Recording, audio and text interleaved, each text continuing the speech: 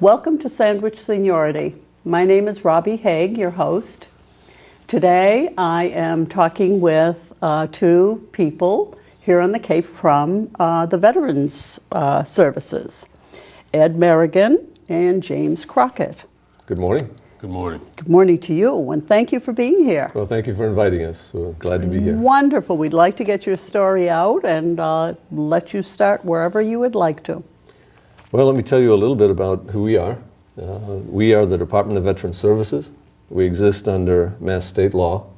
Our primary purpose for existing is state low-income benefits for veterans and widows who are residents of the towns that we serve. Mass state law requires that each town have a veteran service officer. If the towns wish to form a district, the law allows that to happen, provided there's sufficient office hours and service. Allows it to happen, it's not mandated? The formation of a district is not having a service officer is mandated by the state. Okay. But the creation of the district is an option. So that option has existed for approximately 40 years here in the Cape. We have a district that extends from Wareham to Provincetown. Wow. We have 6 office locations. One in our main office is in Haigh, that's a full-time office. And we have office locations in Wareham, Bourne, Sandwich, Harwich, and Provincetown. So you have a lot of people working with you? We do. Yes, we do. In addition to administering the state low-income benefits, which are actually paid to those in need by the town of residency and reimbursed at 75% by the state, we are also a one-stop center for all veterans benefits. So we do a great deal of work with the Veterans Administration as well, and work closely with the other agencies on the Cape. Okay, but you are not Veterans Administration. That's correct. We are not federal agency VA. We'd like to get that out there. Sure. So how do people come to you? They can call our Haigh office 5 days a week, 8:30 to 4:30, and we have office hours at the other 5 offices as well. So we can put them in touch with any of our service officers in the office that's most convenient for them. As well, if someone's a shut-in and can't get to our office, we come to see them. So we do home visits as well. Oh, that's very good. So you work with the Council on Aging? We do. We actually have an office in the Council on Aging for the town of Sandwich. Very convenient. James is our service officer there. We work with all agencies to get the word out. We make presentations at veterans organizations, at Elder Services, at the Council on Aging. We move around the Cape and we're invited, and we always accept the invitations. We also depend on word of mouth to get the word out that we exist, and we make sure that any veteran that contacts us receives service. They may not always like the answer that they hear, but we always make sure that they get the correct answer. Sometimes we'll get a call from someone who served in the reserves for 5 or 6 years, and they may not actually qualify for veterans benefits, for example. Oh, really? But, yes. That's interesting. We do make sure they get the correct answers. Very good. So you also deal with wives or husbands of veterans? Yes, widows, widowers. Yeah. There are benefits that they're entitled to. So we have a pretty good idea of what they're entitled to, and we can, in a short interview, pretty much home in on what they may be entitled to and help them get that. And a lot of what they're entitled to is insurance, am I correct? Or no? Health insurance. Health insurance, yeah, exactly. Health insurance, health coverage through the VA, or for 100%ers, their spouses and children are entitled to health care if they have 100% service-connected disability. I'll let James talk a little bit about the VA healthcare system. Okay. Yeah, not only there's 2 different tracks, there's compensation pension tracks, but there also is the VA medical track. Part of the process is to first establish eligibility for veterans. There are some financial criteria that has to be met. A veteran and spouse can make no more than $51,000. Single vet, $48,000. So you had mentioned earlier that it was a low Well, income, again, that's the state benefit. We're talking now Veterans Administration. We help the vet negotiate the system. the process is to first establish eligibility. Veterans enlisted prior to 1980, officers prior to 1981 are eligible to enroll. We also have, after that criteria is met, we also have veterans that have served 24 continuous months are also eligible to enroll. And then depending on deployments, we have a lot of National Guard and reservists who are deployed. If they're able to complete their deployment, they also become eligible to enroll in the system. So, and the form is it's a 1010EZ form that veterans are able to fill out. There's several local clinics here. We have one in Hyannis, Brockton, New Bedford. Then there are hospitals in Providence. Again, the region that we are under is the Providence VA. So that's our regional office. We do deal with folks in the Boston area as well, but primarily it's going to be Providence that deals with not only the VA medical, but also any comp claims. That's where we file. But again, service-connected issues are also, if you have a service-connected disability, you can enroll in the healthcare system. I know folks have also carry supplemental insurance. The VA encourages people to carry other insurance. It doesn't disqualify them. Okay. In a lot of cases, their primary insurance, and then the VA picks up additional coverage once the primary care folks get their pound of flesh. There is, Now, what's coming to my mind as you're thinking of this, and I have to shoot these out, because I'm the person on the other side who knows nothing. All right.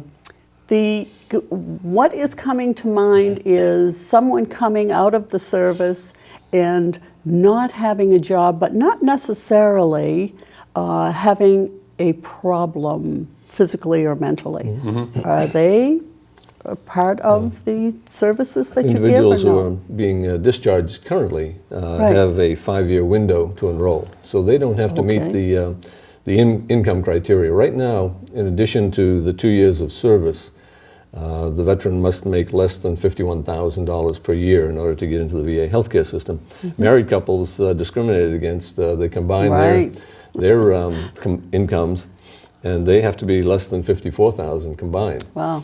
But as James was saying, if we can get them a service-connected disability of 10% or greater, they bypass that income criteria and can be enrolled. As he had mentioned, this actually runs in parallel with any other coverages that they have. So they have the option of keeping outside care providers and only showing up for a once-a-year checkup with the VA once they're enrolled. Mm-hmm. And about half the vets that are enrolled on the Cape take that approach. By doing that, they're eligible for prescription coverage, and the VA will fill prescriptions from the outside care providers. So that's a huge plus. There's no Part D premium for that coverage, and it is creditable coverage, so they don't need a Part D as long as they're satisfied that the formularies work. Very good. So, also can get free hearing aids, which are very expensive, free eyeglasses and so forth, by having this kind of part-time involvement. And about half the vets that are using them for everything. It's an excellent clinic. The feedback is terrific. We're not bragging on the VA because we're not the VA, but they do have a great reputation. Wonderful. Very good. So the people who are on the Cape who you deal with, and it sounds very extensive, and it sounds like there are a lot of people that you have in your services. You mean veterans and widows that are using our services? Yes. We currently have slightly over 1,500 active claims going on with the Veterans Administration of Providence right now from our offices on the Cape, and over 300 of the low income as well. But there are certainly a lot of other benefits that we work with the veterans on as well, such as the VA healthcare, getting copies of records, educational benefits, home loans, and so forth. Oh, we all know of the Boston Veterans Administration, and now I'm thinking medically. Mm-hmm. If you have people in your service, where do they go to receive medical Medical help. treatment? Yeah. Well, initially, once you get into the system, as part of the application process, you can choose what facility you go to. And like Ed said, for the most part, a lot of these vets just stay current. They get their physical every year. They send you all the information to get your blood work done, and then you meet with a primary care physician at the facility that's usually closest to your residence. A lot of folks don't want to travel to Providence, but they have the ability to go to the Hyannis Clinic, New Bedford. Oh, they do have a Hyannis clinic. They do, on Stevens Street in Hyannis. Okay, very good. It's fairly recent. Brand new, 3 years old. Oh, very So, good. Yep, beautiful And facility. it's servicing a lot of local veterans, especially elderly, don't want to travel a long way Of course. to have their physical done. Sure. And it, like Ed said, as long as they stay current, they have access to medication that their primary care people prescribe. So And staying current is once a year, right? Correct. That's correct. Mhm. Yes. That's easy enough to do. Very easy. Or you would think it was easy enough to do. Well, interestingly enough, the more the people I'm seeing are Vietnam-era vets who never took advantage of some of these benefits and now are coming forward to say, okay, well, I'm getting older now, Right. and as insurance costs are rising, this is a way for them to access health care at a much lower cost. Prescription drugs are $8 or $9 for a 30-day supply. So Right. I'm seeing more of those folks in my offices come in to get into the system, or they were initially in the system 10 years ago, 20 years go by, and so they don't know if they're in it. So we have them fill an application to become current again. Oh. So they can drop out and then get back into it? Well, yeah, it's an unconscious dropout. They just, again, they're dealing with their, if they have insurance on their job, that's who they're dealing with. So Right. the VA type of medical coverage, they sort of forget that it's there. Right. And then realize as they get older that they need to supplement, especially medications. A lot of older Oh, vets sure. are now being required to take meds for whatever conditions are presenting themselves. So they're Right. looking for ways to save money. Okay, so it doesn't have to be a person who is, who has an injury from service. Well, again, the service connection is a different track. If they're coming in to establish a service connection with an injury that happened during their service time, that would be under compensation with the Veterans Administration. So the medical track is sort of separate from that, although Okay. they do treat those that have established service connection, they do treat those issues. If they have a 10% or greater service-connected disability, they can bypass the income criteria for getting into the VA healthcare system. So, okay. and one method that we use for that is anyone who, most service-connected disabilities, and we can talk about compensation, it's a big issue for veterans and pensions, but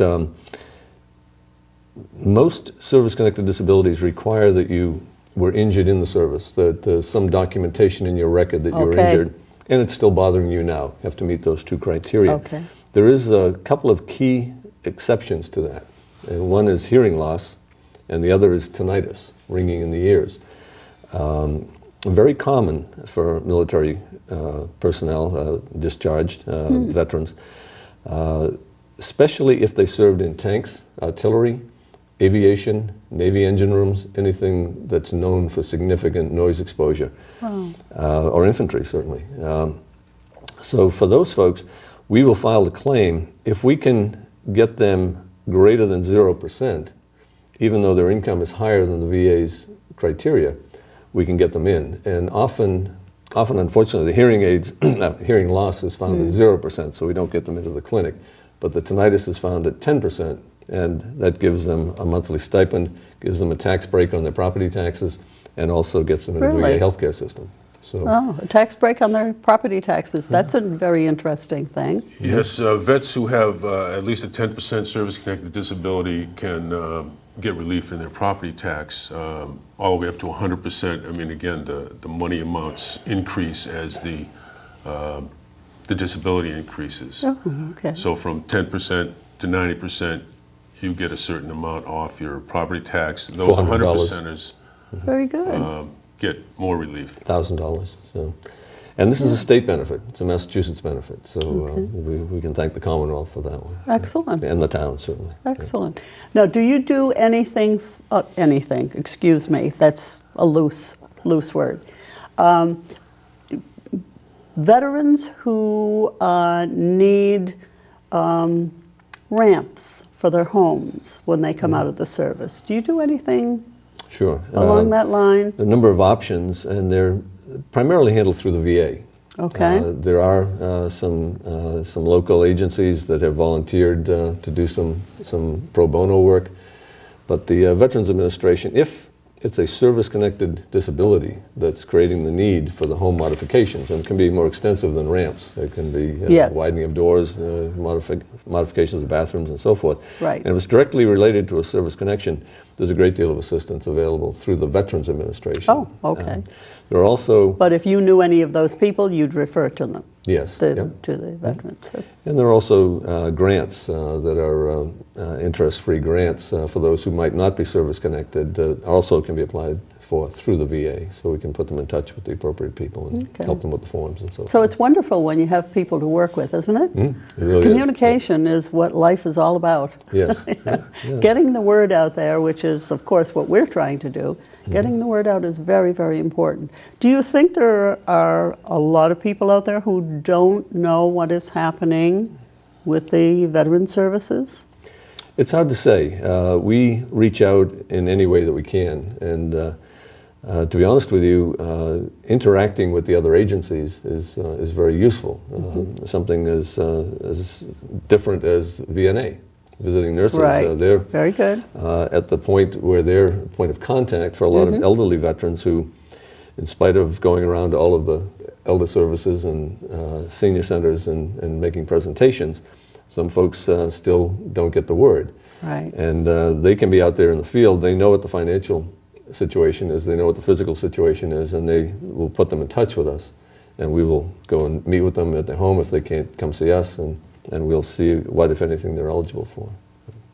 That's wonderful. But to circle back for a moment to the medical criteria, I mean, veterans have to have a copy of the discharge paper that they submit with the application. And I deal with that fairly regularly, where people have misplaced their discharge, or in some cases they want to upgrade their discharge, so we can provide them forms and guidance on how to access those. We're able to, in this state, any veteran that served during wartime, there was a bonus available to them, and they submit their DD-214 with paperwork of residence, the town they entered the service from, and we're able to access on the Adjutant General's site discharges. So just the other day, I had a woman come in that was trying to get her daughters or nieces involved in the auxiliary, but they needed a connection with the veterans, so we were able to download several DD-214s in order to allow these women to get into the Veterans Auxiliary in the onset area. So that's also another job that we do to help veterans out who may have misplaced or lost their discharge. And if they're not on the Adjutant General site, we then go to the National Record Center site, and we get the discharge there. As James mentioned, the discharges are resident on the Adjutant General site because of a state bonus, another benefit for veterans. Anyone who served in wartime, any war, is eligible for a bonus, and the bonus varies by war. There's no statute of limitation. They simply have to prove that they entered the service from Massachusetts and served during wartime. So if any veterans, and we get them, believe it or not, from World War II in Korea still, who may not have filed for that bonus, they may still file for that and get that bonus. And all of the Iraq and Afghanistan vets that are coming out, they're entitled to bonuses as well. The bonus is higher if you're in the combat area, but if you're in the service during wartime, you're entitled to a smaller bonus. And you do presentations in the community on a regular basis? Personally, no. This is only my second. Oh, okay. Robert, so you know, it's all new and exciting for me. Yeah. Well, James, I can actually think of several that James has been involved in so far, but James has only been with us less than a year. Oh, yeah. very good. But we do presentations up and down the Cape, both with, as I say, all of the elder services and senior centers, but with the veterans organizations as well. Very good. So there's always cause for delivering your message out there. Yeah, I always look for great opportunities like this. Sure. Wonderful.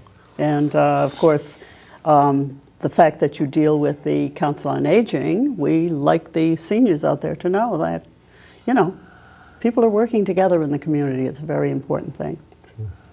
I believe you're right. You know, again, this Ed referred to the Chapter 115. I mean, it's a great benefit because it's funded by the local community, so things stay close to home, and so I'm a big advocate for keeping things closer to home for the folks that live in the towns. I mean, again, it's, a lot of folks on fixed incomes are in trouble. So I feel good that we're able to provide those types of benefits to folks to help them sort of maintain their level of existence. I know we touched briefly on compensation. This is injuries incurred in the service. Probably worth it to talk a little bit more about that. It's a big part of what we do. Mm-hmm. Certainly any veteran who is injured in the service, who comes out less than when they went in, and that injury is still mentally or physically. Yes, absolutely. We can file that compensation claim and do all of the assistance with the paperwork following through. It takes about 10 months to get one of these processed through the VA. There is no statute on this, and if conditions worsen, and I'm not sure if our audience is primarily World War II and Korea vets at this point, but this really applies to all veterans who may be watching. Any service-connected disability that you have, as time goes on, if that worsens with age or other factors, we can file for increases. Also, if that injury causes other injuries, you had a gunshot wound in the hip, and you favored that hip your entire life, and it created ancillary injuries to your other leg from favoring it, or to your back and so forth, we can file for the additional injuries that go with it.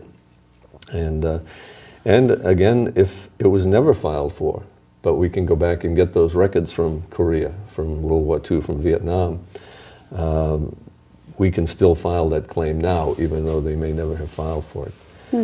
This is especially important for PTSD, post-traumatic stress disorder, which I think the military is doing a much better job of recognizing it now. A lot of the veterans are getting counseling while still on active duty. They're coming out, and we recommend anyone coming back from Iraq or Afghanistan meet with a great organization called the Vet Center, which is over on West Main Street near the Melody Tent. And they do combat counseling. We work closely with them. Once they develop a track record, we then take over and file the claims. But even if the veteran's coming back and simply wants to chat with somebody and decompress a little bit, most of them are combat veterans that do the counseling at the center. Oh, it's wonderful. It gives them a chance to exchange, to communicate. It can be as little or as much as they feel they want. And they do counseling on adjustments as well. So if either member of the family is away on active duty, the member that remains is taking care of the kids, taking the full responsibility for the household, while the other one has a completely different role while they're in combat. So when they come back, there sometimes is a period of adjustment while they both adjust to changing duties and roles. So they can help with that as well. So I would strongly, and again, we find that as time goes on, World War II and Korea veterans developed coping mechanisms and just came back, went to work, got married, raised a family, but still perhaps wrestled with PTSD type issues. Right. And what we hear, we're not professionals in that field, and that's why we like to work with these agencies that are. that these coping mechanisms start to break down a little bit as they get a little bit older, and as they see stimulus on TV, such as current war footage and so forth, and some PTSD begins to recur. Right. So they are certainly eligible to file claims as well and get some counseling for that. Well, I'm hearing you talking about these different vets, and when the word veterans is in there, people assume that it's all Veterans Administration. I would assume. I know nothing about what you're talking, but it's veterans think. People would think that veterans meant all of Veterans Administration. Yes. And it's not necessarily true, is it? No, it's not true. Again, it's constant. People come into my office saying, well, you're the Veterans Administration, I need this, and I have to it's just a matter of communicating constantly that no, we're not the Veterans Administration, Right. we're Veterans Services. The Commonwealth of Massachusetts is responsible for that particular organization. And so it's just a matter of continually reminding them. We can certainly, as we've said, we get them, we assist them in negotiating the Veterans Administration system, but again, there are a lot of local benefits that vets are. And leading them in the right direction. And yes. This is why I say communication is so very important. You know, and it you can need be overwhelming for a lot of veterans just dealing with the Absolutely. paperwork. So, a lot of vets, they try to do it on their own, Right. but find that, somehow it becomes overwhelming. And so we're there to assist any veteran in negotiating, that system. It's interesting, all of the agencies on the Cape are familiar with this, but how many veterans will call, whether they're calling us or calling someone else. And the agencies include, there's the Outreach Center over on Main Street, which administers housing for vets over on South Street. There's the VA clinic, there's the vet center, there are the VFWs, American Legions, DAV, they can all file claims. Right. So they, Okay. in effect, are agencies unto themselves. But it's very common for someone to call any of us and say, hi, I was talking to veterans, and they told me to call you. And then we have to kind of sort and out. I'm so happy you mentioned all of these other organizations too, because there are a lot of them out there. And I must ask this question. With the problem we're having economically, do you assist or do you have a difficulty with veterans having problems losing their homes? It does happen. There are two different classes. The veterans who are on active duty, who are called to active duty, have protection under the Soldier and Sailors Relief Act. Oh, that's wonderful. There are VA loans. VA loans can be obtained without an equity down payment. So in many cases, if the criteria is right, if a veteran has a mortgage payment that he can't keep up with and is looking to refinance, but might not have enough equity, as long as it's not upside down, where the mortgage is greater than the appraised value, can often refinance using the VA loan because they don't have to have that 20% equity that the banks require. So that's something that helps as well. We're finding that many of the other attempts to address mortgage arrearages are now winding up in the federal program, not the VA program, but the federal program, and it's being deflected there by the banks. So far, the feedback we're getting from the veterans is not good on that. We're finding that it's very cumbersome, great deal of paperwork. But the few cases that we know of that have been pushed that way, so far they haven't lost their home. So there seems to be at least a moratorium on it while this cumbersome process is being dealt with. The jury's out on that. We're not sure how that's... Well, Ed and James, believe it or not, our time has just about come to an end. A half hour really goes by so rapidly. Indeed, yeah. It's been an overwhelming amount of information that you've given to all of us, and I'm so happy to have you both here and to get the message out there. Sure. And we'll make sure that we give you our contact information for all of our offices, our hours and phone numbers and so forth, so you can put that up as well. We'll do that too. That is absolutely wonderful. Well, thank you very much for this opportunity to get the message out. Been my pleasure. Thank you. Appreciate it. Thank you. You're welcome. And thank you all for being here. This is Robbie Haigh, your Sandwich Seniority host, thanking you and hoping to see you again real soon.